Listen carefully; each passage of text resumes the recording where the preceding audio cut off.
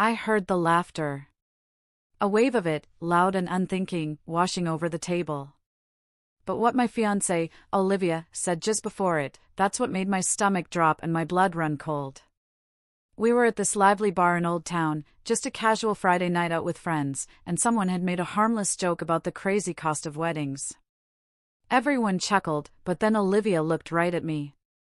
She had this playful, almost teasing smile on her face, and then she said it, well, if Daniel were richer, I wouldn't even have to think twice. The entire table erupted. More laughter. And I forced a smile. What else was I supposed to do in that moment? But inside, something truly fractured. That single sentence, that effortless jab, it just kept replaying in my head for days. I couldn't shake the feeling that maybe, just maybe, she wasn't joking at all. Maybe that's exactly how she felt about me, about us. And all that laughter? It just gave her permission to say it out loud. I'm Daniel, by the way. 32 years old, and I'd been with Olivia for 5 years, almost 8 months into our engagement. We met through mutual friends at one of those perfect summer backyard barbecues, the kind where everything just clicks. She was funny, sharp, ambitious, and we hit it off immediately. Those first couple of years were easy. We'd spend weekends hiking, trying new little restaurants we probably couldn't really afford, and binge-watching shows until 3 in the morning. It was that kind of relationship where you just felt like you were building something real, you know? Something solid. Around year 3, we moved into a small apartment together. I had a pretty stable job at a mid-sized construction company, working my way up from site supervisor to project coordinator. The pay was decent. Nothing groundbreaking, but enough to split rent comfortably, take a vacation once a year, and never really stress about bills. Olivia worked in marketing at a tech startup, and her salary was actually pretty close to mine. We weren't struggling, not by any stretch, but we certainly weren't living lavishly either. That never seemed to matter, until it suddenly did. The engagement itself had happened about 8 months before that night at the bar. I proposed at this cozy little cabin we'd rented in the Outer Banks. It wasn't fancy, but it was incredibly meaningful because it was where we'd spend our very first anniversary. She said yes immediately, cried happy tears, called her mom right away. For those first few weeks after, everything felt perfect. We'd talk about the future, about maybe buying a house someday, about the kind of life we wanted to build together. But then, the wedding planning started, and I began to notice a shift. Olivia became absolutely obsessed with Pinterest boards and wedding blogs. She'd show me venues that cost more than my car, dresses that practically required a payment plan, and photographers whose rates made my eyes water. Every single time I gently suggested something a little more budget-friendly, she'd give me this look. This look that said I just suggested we get married at a gas station convenience store. This is a once-in-a-lifetime event, Daniel, she'd say, her voice tight. We can't cheap out on our wedding. I tried to explain that I wasn't trying to cheap out. I just wanted to be realistic about what we could actually afford without going into massive debt before we even said I do. That's when the comparisons started. Her friend, Sarah, had just gotten engaged to some guy who worked in finance, and apparently, their wedding budget was triple what we were even looking at. Another friend was marrying a doctor and planning this elaborate destination wedding in Italy.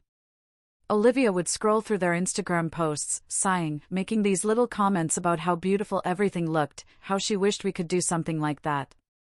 At first, I brushed it off. Normal wedding stress, right? Everyone wants their day to be special. But it just kept escalating. She started making comments about my job. Nothing direct at first, just little hints here and there. Have you thought about looking for something that pays better, or do you think you'll ever move up to management? I'd been pretty content with my career trajectory, honestly. But suddenly, I felt like I was being measured against some invisible standard I didn't even know existed. The thing is, I wasn't some deadbeat. I showed up to work every single day, I paid my half of everything, I never asked her to cover for me. We'd always operated as equals financially. But somewhere along the way, equals stopped being enough. She wanted more, and I was starting to feel like the obstacle preventing her from getting it. About 2 months before that night at the bar, we had our first real fight about money. She wanted to book this specific venue that was just way outside our budget. When I said we couldn't afford it, she accused me of not caring about the wedding. If this mattered to you, you'd find a way to make it work, she'd snapped. I remember just staring at her, wondering when caring about someone became synonymous with spending money you don't have. We didn't talk for 2 days after that fight. When we finally did, neither of us really apologized. We just kind of swept it under the rug and moved on. But looking back, that absolutely should have been my first real warning sign. My friend, Mark, was actually at the bar that Friday night.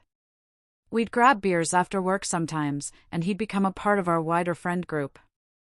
When Olivia made her comment about me needing to be richer, I glanced around the table, and I caught Mark's eyes. He wasn't laughing. He looked almost angry on my behalf, and that reaction, that stuck with me more than all the easy laughter did. I excused myself to the bathroom, just to get a minute alone.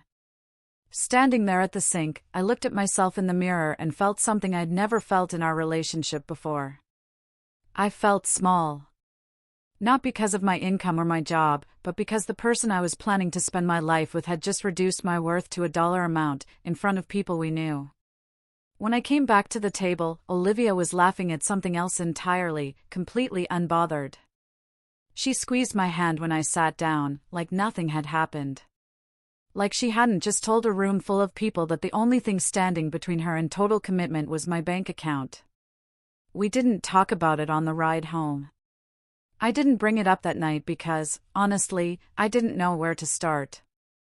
How do you tell someone that they've made you feel worthless without sounding overly sensitive? How do you explain that a joke cut deeper than any serious argument ever had? My coworker, Chris, called me the next morning. He hadn't been at the bar, but apparently, word travels fast in our social circle. He'd heard about Olivia's comment from someone who was there, and he wanted to check in. Heard what Olivia said last night, man. You really okay with that? He asked. I didn't have a good answer. The truth was, I wasn't okay with it. I wasn't okay with any of it. For 5 years, I thought we were building a partnership based on love and respect and shared goals. But somewhere along the way, our relationship had become transactional. I'd become a line item on a budget sheet, constantly being evaluated against what I could provide rather than who I was. Have you ever felt like you had to prove your worth to someone who was supposed to love you unconditionally? Because that's exactly where I found myself, and I didn't know how to climb out of that hole. The days after that bar incident felt different. Like I was seeing everything through a new, very cynical lens. I couldn't stop replaying Olivia's comment, analyzing the tone, the timing, the fact that she'd said it so casually in front of people who knew us. What bothered me most wasn't even the words themselves. It was how comfortable she'd been saying them. Like it was just an obvious truth that everyone already understood. I tried to go about my normal routine, but everything felt off. We'd have breakfast, and I'd wonder if she was calculating how much I contributed to groceries. We'd watch TV at night, and I'd catch myself thinking about whether she was comparing our apartment to her friends' places. About 3 days after the bar, I finally tried to bring it up. We were sitting on the couch after dinner, and I just asked her straight out if she'd meant what she said. Olivia looked genuinely confused for a second, like she didn't even remember the comment. When I reminded her, she laughed it off immediately. Oh my God, Daniel, that was obviously a joke, she said. You're being way too sensitive about this. I pushed back. I told her it didn't feel like a joke to me, that it actually hurt. She rolled her eyes and said I was making a big deal out of nothing. That everyone makes those kinds of comments and no one takes them seriously. I just want us to be stable, she added, her voice softening slightly. Is that really so terrible? The problem was, we were stable. We paid our bills. We had savings. We weren't drowning in debt. But stable apparently wasn't the same as wealthy. And I was starting to realize that's what she actually wanted. That same weekend, Mark and I met up at our usual spot, this dive bar near the construction office. I must have looked rough because he ordered me a whiskey instead of my usual beer without even asking. I told him about the conversation with Olivia, about how she dismissed my feelings and turned it around to make me seem oversensitive. Mark listened quietly, spinning his glass on the bar top, and then he said something that hit me hard. "You really want to spend your life with someone who measures your worth by your paycheck?" he asked. "Because I'm telling you right now, after the wedding, it's only going to get worse." Mark had been through a rough divorce a few years back, and his ex-wife had been similar, always wanting more, always comparing their life to other couples. He told me once that he'd spent years trying to be enough for someone who had no intention of ever being satisfied. Sitting there in that dim bar, watching my friend's face as he warned me about a future I could still avoid, I felt something shift inside me. This wasn't just wedding stress or cold feet. This was a fundamental problem with how Olivia saw me, saw us, saw what a partnership should be. The next few weeks were tense. Olivia started pushing harder on the wedding planning. But now, every single conversation felt loaded. She'd bring up venue options, and I'd hear an unspoken criticism of what I could afford. She'd show me photographer portfolios, and I'd catch myself wondering if she was wishing I made enough to hire the expensive one without discussion. Then, she started bringing up joint bank accounts. She framed it as a practical step since we were getting married anyway. But something about the timing felt wrong. We'd never combined finances before, always kept things separate and just split shared expenses. Now suddenly she wanted full access to everything. Wanted to know exactly what I made, what I spent, what I saved. When I hesitated, she got defensive, asking if I didn't trust her. It wasn't about trust. It was about feeling like I was being audited rather than loved. She also ramped up the comments about my career. She'd mentioned job postings she'd seen, suggested I talk to her friend's husband about opportunities at his company, asked if I'd considered going back to school for a business degree. None of it was framed as criticism, but it all carried the same underlying message, that what I was doing wasn't enough. One night, after a particularly exhausting day at work, I came home to find Olivia on the couch, surrounded by wedding magazines and her laptop open to some budgeting spreadsheet. She looked up at me with this expectant expression and said she'd been crunching numbers. According to her calculations, if we both took on extra work and I asked for a raise, we could maybe afford the wedding she actually wanted. Not the scaled-down version we'd been planning, but the real thing with the nice venue and the good photographer and all the details that mattered to her. I just stood there in the doorway, still in my work boots, covered in dust from the job site, and felt absolutely exhausted. Not physically tired, but emotionally drained from constantly being made to feel inadequate. I told her I needed to take a shower and left the room before she could see how close I was to losing it completely. Standing under the hot water, I realized I couldn't keep doing this. I couldn't spend the rest of my life feeling like a disappointment because I chose a stable career I actually enjoyed over one that just paid better. When is it okay to walk away from someone you love? I'd been asking myself that question for weeks, and I still didn't have a clear answer. All I knew was that love shouldn't feel like a performance review, and partnership shouldn't come with a price tag. That weekend, I called my mom, Susan. I hadn't told my family much about what was going on, because I guess part of me was embarrassed. My mom raised me and my sister, Emily, on a teacher's salary after my dad left when I was 10. She'd always taught us that character mattered more than money, that a good work ethic and treating people right were what defined success. Hearing myself explain the situation to her, I felt like I was betraying everything she'd raised me to believe. I told her about the comment at the bar, about Olivia's constant focus on money, about how I was starting to feel like a financial plan rather than a partner. My mom was quiet for a long moment. Then her voice came through the phone, different than usual, not soft, but firm. She told me she'd watched my aunt go through something similar years ago, marrying a man who saw her as a means to an end rather than a person he loved. "Sweetheart, I've seen this kind of relationship before," she said. "And I'm telling you, it doesn't end well." She reminded me that my dad had left chasing some idea of a better life, always wanting more, never satisfied with what he had.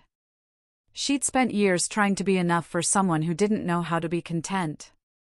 And she didn't want to see me make the same mistake. After that call, I felt something shift inside me. It wasn't anger, exactly, more like clarity. I'd been so focused on trying to make Olivia happy, on trying to be what she wanted, that I'd lost sight of whether this relationship was actually making me happy. That night, lying in bed next to Olivia while she scrolled through wedding hashtags on Instagram, I made a decision. I needed to have one final, completely honest conversation with her. Not a fight, not a discussion that could be dismissed or minimized, but a real moment of truth where I asked her directly what she wanted from this marriage. Because if the answer was anything other than me, exactly as I was, then we had a serious problem. I waited until Sunday morning to have the conversation. Olivia was in a good mood, making coffee and scrolling through brunch spots on her phone, and I almost chickened out. But I knew if I didn't do this now, I'd keep putting it off until we were standing at the altar and it was too late. I sat down across from her at our small kitchen table and asked her to put the phone down, because we needed to talk. She must have sensed something in my tone because her smile faded immediately. I took a breath and asked her the question that had been eating at me for weeks: are you having doubts about marrying me, or are you having doubts because I don't make enough money? The silence that followed felt like it lasted forever. Olivia opened her mouth, closed it, then looked down at her coffee mug. She didn't answer right away, and honestly, that told me everything I needed to know. When she finally spoke, she tried to explain that it wasn't about the money exactly. It was about security and future and making sure we could have the life she'd always imagined. But the more she talked, the clearer it became that the life she'd imagined required a financial foundation I couldn't provide, at least not on my current trajectory. She never said she didn't love me, but she also never said the money didn't matter. That non-answer was its own kind of answer. The conversation went in circles for almost an hour. I tried to explain how her comments had made me feel, how exhausting it was to constantly be measured against some invisible standard. She got defensive, said I was twisting her words, that she'd never meant to make me feel bad about myself. But when I pointed out specific examples, the venue argument, the constant career suggestions, the comment at the bar, she couldn't really deny the pattern. Eventually, she started crying, saying she didn't want to break up, but she also didn't know how to stop worrying about money. I felt bad seeing her upset. But I also felt oddly calm. For the first time in months, we were at least being honest with each other, even if that honesty was painful. I told her I couldn't marry someone who saw me as a work in progress, someone who needed to be fixed or upgraded before I was good enough. She insisted that's not how she saw me, but her actions over the past year told a different story. We ended that conversation without any resolution, just an agreement to take some space and think about what we really wanted. My mom called me later that afternoon. I'd texted her that morning saying I was going to talk to Olivia, and she wanted to check in. I told her how it went, about Olivia's non-answer and the circular conversation that went nowhere. My mom was quiet for a moment, then said something I'll never forget: love shouldn't come with conditions, sweetheart. If someone can't accept you as you are right now, they're not going to suddenly accept you after a wedding. My sister, Emily, got involved, too. She'd never been Olivia's biggest fan, and when I told her what was happening, she didn't hold back. She said she'd noticed Olivia's behavior at family dinners, the way she'd make little comments about other people's houses or cars, always comparing and calculating. You deserve someone who's proud of you for who you are, not disappointed in you for who you're not, Emily said. Hearing my family's perspective helped solidify what I already knew deep down. This wasn't a rough patch we could work through. This was a fundamental incompatibility in values. And here's the question I should have asked myself months earlier: if someone needs you to change before they can fully commit, are they really committing to you at all? The next few days were weird. Olivia and I were still living in the same apartment, but barely talking. She'd sleep on the couch some nights, claiming she fell asleep watching TV, but we both knew she was avoiding me. I spent a lot of time thinking about what I actually wanted from life, from a partner, from marriage. I realized I wanted someone who was excited about building a life together, not someone who was waiting for me to become someone else before the real life could start. About a week after our big conversation, I made the decision. I told Olivia we needed to call off the wedding. She didn't seem surprised, just sad, and maybe a little relieved. We both knew it was coming. She tried one last time to convince me we could make it work, that she'd try to care less about money. But we both knew that wasn't realistic. You can't just turn off fundamental values and expectations. We spent the next month navigating the painful logistics of separating, canceling the venue, returning deposits where we could, dividing up our stuff. Our lease was actually up in about 8 weeks, so we agreed she'd stay in the apartment until it expired, and I'd move out right away. My buddy Mark helped me move my things to a smaller place across town, a one-bedroom that was nothing fancy, but felt like mine in a way our shared apartment never really had. The hardest part wasn't the physical separation. It was grieving the future I'd imagined. 5 years is a long time, and I'd built so many plans around this person, around this relationship. But I also felt something unexpected as I settled into my new place. I felt lighter. For the first time in over a year, I wasn't constantly worried about being enough. I wasn't measuring myself against impossible standards or apologizing for choices that were perfectly reasonable. I started seeing a therapist, mostly to process everything and make sure I wasn't carrying this damage into whatever came next. My therapist helped me understand that Olivia probably wasn't a bad person. She just wanted something I couldn't give her, and that's okay. People can be incompatible without anyone being the villain. But she also validated that I'd made the right choice, that staying in a relationship where you feel fundamentally inadequate is a recipe for misery. Through mutual friends, I heard that Olivia was doing okay, focusing on her career and going out more with her single friends. Part of me hoped she'd find whatever it was she was looking for, whether that was a richer partner or maybe just learning to value things beyond money. But mostly, I try not to think about her at all. 6 months after everything ended, I was sitting in my apartment on a Saturday morning, drinking coffee and actually feeling peaceful. My mom called to check in, like she did most weekends. And during our conversation, I realized something important. Olivia had implied I'd be perfect if I was richer. Like wealth was the missing piece that would complete me. But the truth I'd learned through all this pain was simpler and more profound. The right relationship isn't one where you have to become someone else to be worthy of love. It's one where who you already are is exactly enough. I wasn't rich, probably never would be, and I'd made peace with that. I had a job I was good at, family who loved me, friends who had my back, and a clear sense of my own values. That turned out to be worth more than any bank account ever could be. Looking back, I can see all the red flags I ignored because I wanted so badly for things to work. The comparisons, the hints about my career, the way she talked about our relationship in terms of what it could provide rather than what it was. Love shouldn't require an upgrade or a promotion or a bigger paycheck to be real. If I could go back and tell myself one thing on that night at the bar, it would be this: when someone shows you who they are and what they value, believe them the first time. Don't wait for the second comment, the third hint, the 100th small cut that eventually bleeds you dry. You deserve someone who celebrates you as you are, not someone who sees you as a rough draft waiting to be edited into something better. What do you think? Would you have walked away sooner?